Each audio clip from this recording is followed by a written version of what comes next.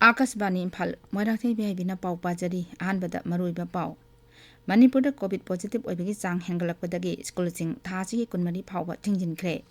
Manipur state livelihood mission अमसुंग दीनदयाल उपाध्याय ग्रामीण कौशल्या योजना राज्यसिदा जनहनबगी मतंगदा इम्फालदा मुख्यमंत्रीना सभापति ओइदुना पांगथोखिबा अवांबा थाकी मिफम अमना येंसिनख्रे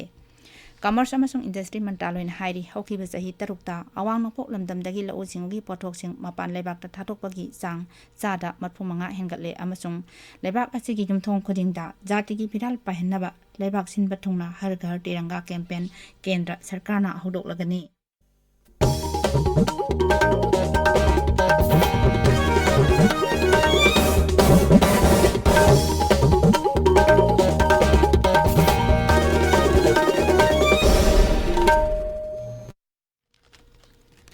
मणिपुर कोविड की मरी सुबह वेक की फिबम फजिलक्तबदगी स्कूलसिंग थाजी कुनमरी फाउबा थिंजिनख्रे राज्य की एजुकेशन एस की कमिश्नर थोप चेरोल अमदा हाई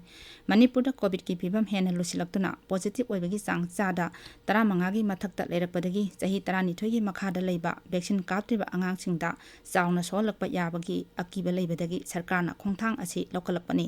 मरम अदुना राज्य असिदा लेरिबा सरकार की स्कूलसिंग एडेड स्कूलसिंग प्राइवेट स्कूलसिंग अमदी CBSE दा एफिलिएट तौबा स्कूल खुदिंगमक थासी कुनमरी फाउबा खुदक्तगी थिंजिल्ले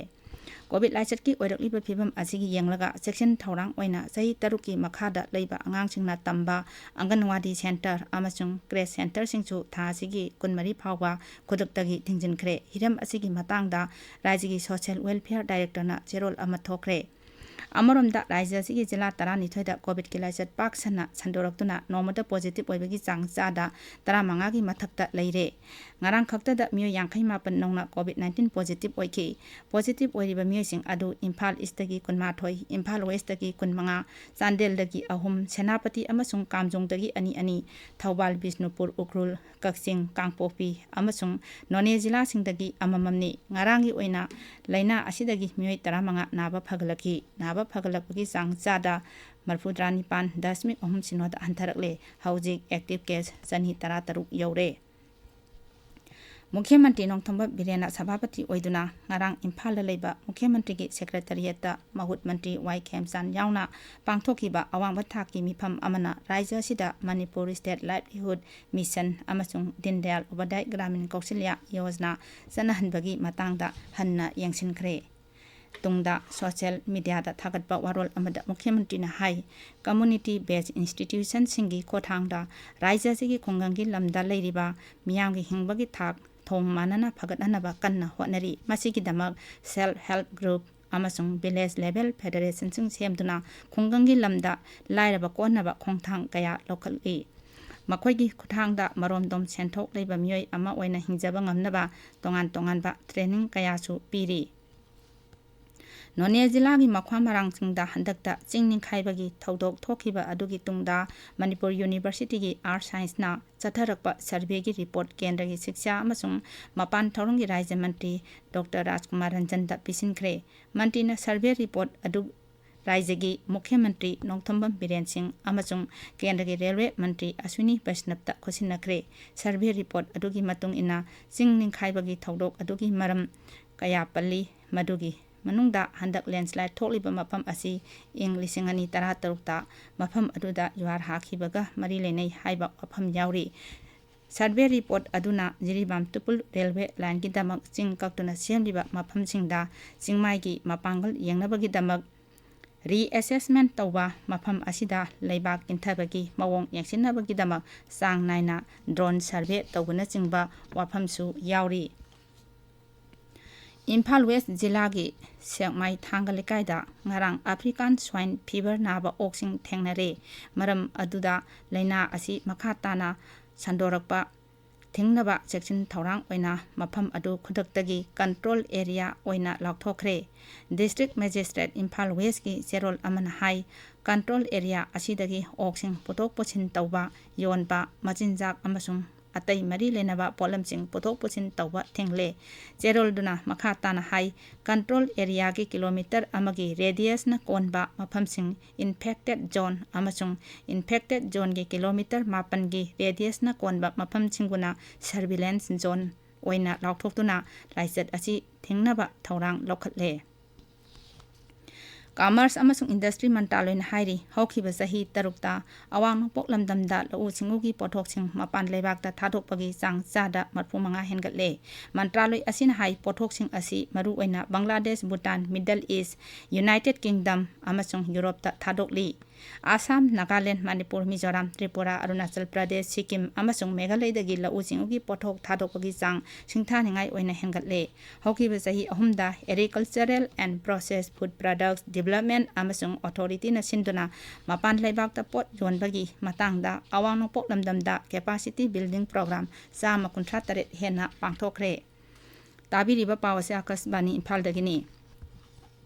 ꯊꯥ ꯑꯁꯤꯒꯤ 19ꯗ ꯚꯣꯠ ꯊꯥꯗꯅꯒꯗꯧꯔꯤꯕ ꯔꯥꯁꯇ꯭ꯔꯄꯇꯤ ꯃꯤꯈꯜꯒꯤꯗꯃꯛ ꯂꯩꯕꯥꯛꯀꯤ ꯀꯣꯅꯨꯡ ꯗꯦꯜꯂꯤ ꯑꯃꯁꯨꯡ ꯄꯨꯗꯨꯆꯦꯔꯤ ꯌꯥꯎꯅ ꯔꯥꯖ꯭ꯌꯁꯤꯡꯒꯤ ꯕꯤꯙꯥꯟ ꯁꯚꯥ ꯁꯦꯀ꯭ꯔꯦꯇꯔꯤꯌꯦꯠꯁꯤꯡꯗ ꯕꯦꯂꯣꯠ ꯕꯣꯛꯁ ꯕꯦꯂꯣꯠ ꯄꯦꯄꯔ ꯁ꯭ꯄꯦꯁꯤꯌꯦꯜ ꯄꯦꯟ ꯑꯃꯁꯨꯡ ꯑꯇꯩ ꯃꯤꯈꯜꯒ ꯃꯔꯤ ꯂꯩꯅꯕ ꯄꯣꯠꯂꯝꯁꯤꯡ ꯏꯂꯦꯛꯁꯟ ꯀꯃꯤꯁꯟꯅ ꯉꯔꯥꯡ ꯌꯦꯟꯊꯣꯛꯄ ꯍꯧꯈ꯭ꯔꯦ ꯀꯃꯤꯁꯟꯅ ꯃꯤꯈꯜ ꯑꯁꯤꯒꯤ ꯁꯦꯝ ꯁꯥꯕ ꯑꯃꯁꯨꯡ ꯚꯣꯠ ꯃꯁꯤꯡ ꯊꯤꯅꯕꯒꯤꯗꯃꯛ ꯑꯣꯕꯖꯥꯔꯚꯔ 38 ꯈꯜꯂꯦ ꯋꯥꯔꯜꯗ ꯍꯦꯜꯊ ꯑꯣꯔꯒꯅꯥꯏꯖꯦꯁꯟꯅ ꯍꯥꯏꯔꯤ ꯀꯣꯚꯤꯗ-19 ꯑꯁꯤ ꯃꯥꯂꯦꯝꯒꯤ ꯑꯣꯏꯅ ꯃꯤꯌꯥꯝꯒꯤ ꯍꯛꯁꯦꯜꯗ ꯑꯆꯧꯕ ꯁꯤꯡꯅꯕ ꯑꯃ ꯑꯣꯏꯔꯤ ꯑꯣꯔꯒꯅꯥꯏꯖꯦꯁꯟ ꯑꯁꯤꯒꯤ ꯗꯥꯏꯔꯦꯛꯇꯔ ꯖꯦꯅꯔꯦꯜ ꯇꯦꯗ꯭ꯔꯣꯁ ꯑꯗꯥꯅꯣꯝ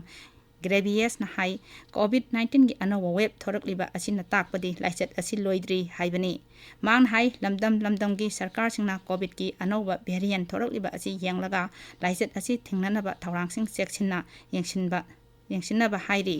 ꯃꯥꯅ ꯍꯥꯏ ꯑꯣꯃꯤꯀ꯭ꯔꯣꯟꯒꯤ ꯁꯕ ꯚꯦꯔꯤꯌꯦꯟꯠꯁꯤꯡ BA4 ꯑꯃꯁꯨꯡ BA5ꯀꯨꯝꯕꯅ ꯀꯣꯚꯤꯗꯀꯤ ꯋꯦꯕ ꯀꯌꯥ ꯊꯣꯛꯍꯟꯗꯨꯅ ꯃꯥꯂꯦꯝꯒꯤ ꯃꯤꯑꯣꯏ ꯀꯌꯥ ꯂꯩꯅꯥ ꯑꯁꯤꯅ ꯅꯥꯕꯗꯒꯤ ꯍꯣꯁꯄꯤꯇꯥꯜꯗ ꯂꯥꯌꯦꯡꯕ ꯑꯃꯁꯨꯡ ꯁꯤꯕꯅꯆꯤꯡꯕ ꯂꯦꯞꯇꯅ ꯊꯣꯛꯂꯤ ꯑꯣꯔꯒꯅꯥꯏꯖꯦꯁꯟ ꯑꯁꯤꯒꯤ ꯀꯣꯚꯤꯗ-19ꯒꯤ ꯏꯃꯔꯖꯦꯟꯁꯤ ꯀꯃꯤꯇꯤꯒꯤ ꯃꯤꯐꯝ ꯑꯃ ꯍꯧꯈꯤꯕ ꯏꯔꯥꯏ ꯅꯨꯃꯤꯠꯇ ꯄꯥꯡꯊꯣꯛꯈꯤ ꯃꯤꯐꯝ ꯑꯗꯨꯅ ꯀꯣꯚꯤꯗ-19 ꯑꯁꯤ ꯃꯥꯂꯦꯝꯒꯤ ꯃꯤꯌꯥꯝꯒꯤ ꯍꯛꯁꯦꯜꯗ ꯃꯈꯥ ꯇꯥꯅ ꯁꯤꯡꯅꯕ ꯑꯃ ꯑꯣꯏꯔꯤ ꯍꯥꯏꯅ ꯂꯦꯞꯅꯈꯤ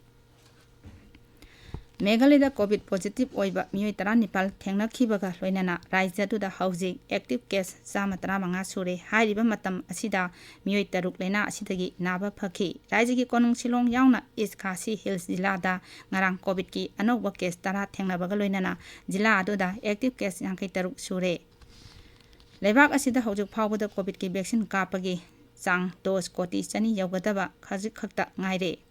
ꯍꯛꯁꯦꯜ ꯃꯟꯇ꯭ꯔꯥꯂꯣꯏꯅ ꯍꯥꯏ ꯂꯩꯕꯥꯛ ꯑꯁꯤꯗ ꯍꯧꯖꯤꯛ ꯐꯥꯎꯕꯗ ꯚꯦꯛꯁꯤꯟ ꯑꯁꯤꯒꯤ ꯗꯣꯁ ꯀꯣꯇꯤ 137 ꯍꯦꯟꯅ ꯀꯥꯞꯈ꯭ꯔꯦ ꯂꯩꯕꯥꯛ ꯑꯁꯤꯅ ꯁꯥꯖꯕ ꯀꯣꯚꯥꯛꯁꯤꯟ ꯑꯃꯗꯤ ꯀꯣꯚꯤꯁꯤꯜ ꯚꯦꯛꯁꯤꯟꯒꯤ ꯗꯣꯁꯁꯤꯡ ꯂꯩꯕꯥꯛ ꯑꯁꯤꯒꯤ ꯅꯥꯒꯔꯤꯛꯁꯤꯡꯗ ꯃꯃꯥꯡ ꯆꯍꯤꯒꯤ ꯖꯅꯋꯥꯔꯤ 13ꯇꯒꯤ ꯀꯥꯞꯄ ꯍꯧꯈꯤ ꯂꯩꯕꯥꯛ ꯑꯁꯤꯅ ꯚꯦꯛꯁꯤꯟ ꯑꯁꯤꯒꯤ ꯗꯣꯁ ꯀꯣꯇꯤ 10 ꯌꯧꯅ ꯀꯥꯞꯄꯗ ꯅꯨꯃꯤꯠ 35 ꯆꯪꯈꯤ ꯍꯧꯈꯤꯕ ꯆꯍꯤ ꯑꯣꯛꯇꯣꯕꯔ 12ꯗ ꯚꯦꯛꯁꯤꯟ ꯑꯁꯤꯒꯤ ꯗꯣꯁ ꯀꯣꯇꯤ 100 ꯀꯥꯞꯄ ꯉꯝꯈꯤ ꯃꯁꯤꯅ ꯂꯩꯕꯥꯛ ꯑꯁꯤꯗ ꯀꯣꯚꯤꯗ ꯂꯥꯟꯊꯦꯡꯅꯕꯗ ꯆꯥꯎꯅ ꯃꯥꯏ ꯄꯥꯛꯄ ꯉꯝꯈꯤ ꯃꯁꯤ ꯔꯥꯖ꯭ꯌꯁꯤꯡ ꯑꯃꯁꯨꯡ ꯌꯨꯅꯤꯌꯟ ꯇꯦꯔꯤꯇꯣꯔꯤꯁꯤꯡꯗ ꯃꯊꯧ ꯇꯧꯔꯤꯕ ꯍꯦꯜꯊ ꯀꯦꯌꯔ ꯋꯥꯀꯔꯁꯤꯡ ꯐ꯭ꯔꯟꯠꯂꯥꯏꯟ ꯋꯥꯀꯔꯁꯤꯡ ꯑꯃꯗꯤ ꯁ꯭ꯇꯦꯛ ꯍꯣꯜꯗꯔꯁꯤꯡꯅ ꯀꯟꯅ ꯍꯣꯠꯅꯕꯗꯒꯤ ꯑꯣꯏꯔꯛꯈꯤꯕꯅꯤ ꯍꯥꯏꯔꯤ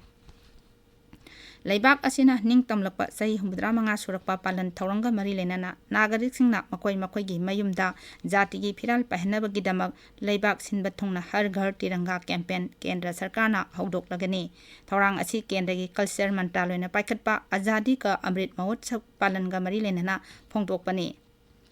ꯀꯦꯝꯄꯦꯟ ꯑꯁꯤꯅ ꯚꯥꯔꯠ ꯃꯆꯥꯁꯤꯡ ꯖꯥꯇꯤꯒꯤ ꯃꯆꯨ ꯑꯍꯨꯝꯒꯤ ꯐꯤꯔꯥꯜ ꯄꯥꯏꯍꯟꯕꯗ ꯄꯨꯛꯅꯤꯡ ꯊꯧꯒꯠꯅꯕ ꯄꯥꯟꯗꯝ ꯊꯝꯂꯤ ꯑꯔꯣꯏꯕꯗ ꯃꯔꯨꯑꯣꯏꯕ ꯄꯥꯎ ꯑꯃ ꯃꯅꯤꯄꯨꯔꯗ ꯀꯣꯚꯤꯗ ꯄꯣꯖꯤꯇꯤꯚ ꯑꯣꯏꯕꯒꯤ ꯆꯥꯡ ꯍꯦꯟꯒꯠꯂꯛꯄꯗꯒꯤ ꯁ꯭ꯀꯨꯜꯁꯤꯡ ꯊꯥ ꯑꯁꯤꯒꯤ 24 ꯐꯥꯎꯕ ꯊꯤꯡꯖꯤꯟꯈ꯭ꯔꯦ ꯃꯅꯤꯄꯨꯔ ꯁ꯭ꯇꯦꯠ ꯂꯥꯏꯚꯂꯤꯍꯨꯗ ꯃꯤꯁꯟ ꯑꯃꯁꯨꯡ ꯗꯤꯟ ꯗꯌꯥꯜ ꯎꯄꯥꯙ꯭ꯌꯥय ꯒ꯭ꯔꯥꯃꯤꯟ ꯀꯧꯁꯜꯌꯥ ꯌꯣꯖꯅꯥ ꯔꯥꯖ꯭ꯌ ꯑꯁꯤꯗ ꯆꯠꯅꯍꯟꯕꯒꯤ ꯃꯇꯥꯡꯗ ꯏꯝꯐꯥꯜꯗ ꯃꯨꯈ꯭ꯌ ꯃꯟꯇ꯭ꯔꯤꯅ ꯁꯚꯥꯄꯇꯤ ꯑꯣꯏꯗꯨꯅ ꯄꯥꯡꯊꯣꯛꯈꯤꯕ ꯑꯋꯥꯡꯕ ꯊꯥꯛꯀꯤ ꯃꯤꯐꯝ ꯑꯃꯅ ꯌꯦꯡꯁꯤꯟꯈ꯭ꯔꯦ ꯀꯃꯔꯁ ꯑꯃꯁꯨꯡ ꯏꯟꯗꯁꯇ꯭ꯔꯤ ꯃꯟꯇ꯭ꯔꯥꯂꯣꯏꯅ ꯍꯥꯏꯔꯤ ꯍꯧꯈꯤꯕ ꯆꯍꯤ 6ꯇ ꯑꯋꯥꯡ ꯅꯣꯡꯄꯣꯛ ꯂꯝꯗꯝꯗꯒꯤ ꯂꯧꯎ ꯁꯤꯡꯎꯒꯤ ꯄꯣꯠꯊꯣꯛꯁꯤꯡ ꯃꯄꯥꯟ ꯂꯩꯕꯥꯛꯇ ꯊꯥꯗꯣꯛꯄꯒꯤ ꯆꯥꯡ ꯆꯥꯗ 35 ꯍꯦꯟꯒꯠꯂꯦ ꯑꯃꯁꯨꯡ ꯂꯩꯕꯥꯛ ꯑꯁꯤꯒꯤ ꯌꯨꯝꯊꯣꯡ ꯈꯨꯗꯤꯡꯗ ꯖꯥꯇꯤꯒꯤ ꯐꯤꯔꯥꯜ ꯄꯥꯏꯍꯟꯅꯕ ꯂꯩꯕꯥꯛ ꯁꯤꯟꯕ ꯊꯨꯡꯅ ꯍꯔ ꯘꯔ ꯇꯤꯔꯪꯒꯥ ꯀꯦꯝꯄꯦꯟ ꯀꯦꯟꯗ꯭ꯔ ꯁꯔꯀꯥꯔꯅ ꯍꯧꯗꯣꯛꯂꯒꯅꯤ ꯄꯥꯎ ꯂꯣꯏꯖꯔꯦ